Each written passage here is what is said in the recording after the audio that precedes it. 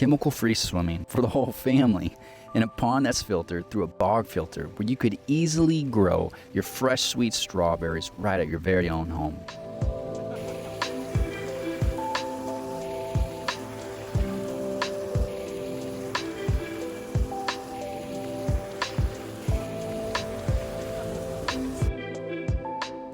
So I bought some Ozark Beauty strawberries for the bog filter. First step, simple. Take it out of the pot it comes in from the store.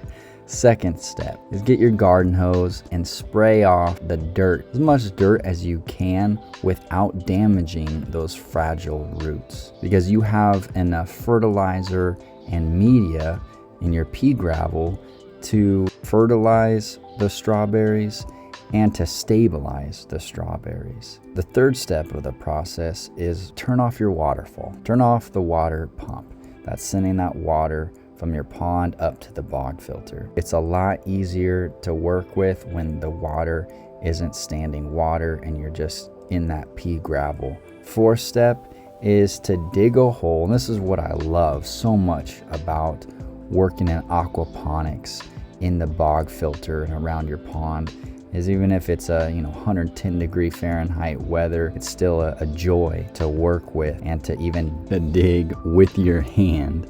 Not a pick, not a shovel, just dig a little hole in the pea gravel to place that strawberry root system. You're gonna place it in the gravel where the top of the soil was, where it was in the pot, where that was, well, put the gravel up to that point.